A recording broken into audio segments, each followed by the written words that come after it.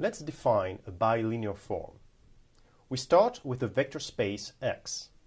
A bilinear form will be a function, a mapping, that goes from X times X to R. It means that you feed the bilinear form with two elements of X, two vectors, and it will give you a real number.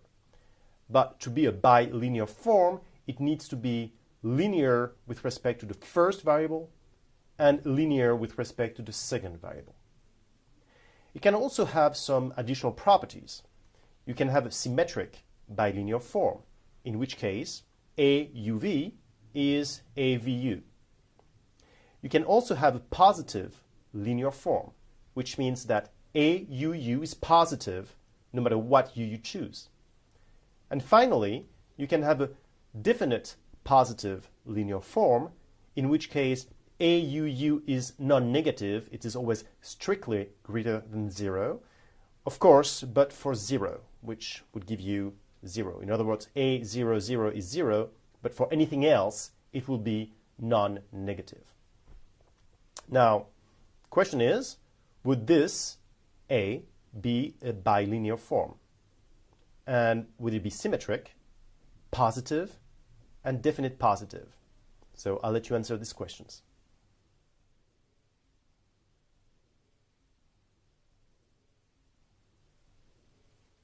So let's see if it is a bilinear form. It is linear with respect to the first variable. If I replace x1, x2 by x1, x2 plus lambda times x1 prime, x2 prime, then what I have is I can do the math here and I can find out that what I have is a x1, x2, y1, y2 plus lambda times a x1 prime, x2 prime, y1, y2. So it is linear with respect to the first variable, and for the same reasons, it is linear with respect to the second variable. Now, is it symmetric? Well, I can just do the math. I mean, if I replace x1, x2 by y1, y2, and y1, y2 by x1, x2, do I get the same result? And obviously, if you do the math, you see that you do. So A is a bilinear form, which is symmetric. Is it positive? Well, to see if it is positive, I'm going to compute A, x1, x2, x1, x2. And that would be 2x1 squared minus x2 squared. And I can see that this is not necessarily always positive. If I choose x1 equal to 0 and x2 equal to 1, then A x1, x2, x1, x2 will be negative 1, which is not positive, as you know. So we have a bilinear form which is symmetric, but which is not positive. And finally, it is not definite positive, because if it's not positive, there is no way it is definite positive. Though, note that it can be definite positive, implies positive, but if you have positive, it's not necessarily definite positive. All right. Now, I can define an inner product. And I can define an inner product on a vector space. So I start with X, a vector space. An inner product will be a definite, positive, symmetric bilinear form on X. So it will be a UV that is bilinear, symmetric, and definite positive. Usually we denote the inner product by UV or U dot V, or U parenthesis U pipe V parenthesis. And that is, these are three notations, either the bracket notation, the dot notation, or the parenthesis notation. And these are notations for the inner product, which is also called the dot product. We say that U and V are orthogonal if their inner product is equal to 0.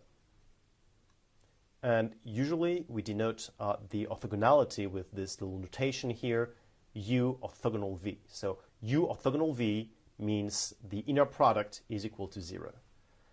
And I'm sure that in geometry you've heard about inner product before, and you've defined inner products, and you did the inner product of vectors. Now, as you can see, we are defining inner product in a very abstract way that we will be able to use in other settings. For instance, in L2, in some spaces that will actually contain functions, we will see that these spaces are actually spaces that we can equip with an inner product. So when we actually talk about orthogonality, and I'm sure that most of you, or all of you, know what it means to be orthogonal in a plane, now we're going to be able to extend this to functions. So remember when I was by the Eiffel Tower and was telling you that functional analysis is very much like doing geometry, but with functions instead of points? That's what I was talking about. I have a question for you. Is this an inner product? The answer is no, it is not an inner product. The reason is it is not a definite positive symmetric bilinear form. We know it is a bilinear form, we know it's symmetric, but we also know from the previous quiz that it is not positive definite, so it is not an inner product. New question. Is this an inner product? Let's actually see.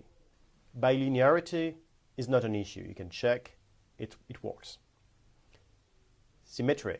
Is it symmetric? Well, for the same reasons than before, it is symmetric. Now, positive and definite positiveness. Is this definite positive? Let's see. Ax1, x2, x1, x2. That will be 2x1 squared plus x2 squared. Now, if x1, x2 is not 0, 0, then 2x1 squared plus x2 squared is never going to be equal to 0, and it's never going to be negative. It's always going to be strictly greater than 0. And of course, a 0, 0, 0, 0 is going to be 0. So what I have here is that a UU, or a x1, x2, x1, x2, will be always strictly positive, but for 0, 0. So it is definite positive. So we have a definite positive symmetric bilinear form. We have an inner product on R2. All right. We said that inner products were useful to define orthogonality, and we can define the orthogonality of two elements of X, of two vectors. Now, we can also talk about a orthogonality for a subspace.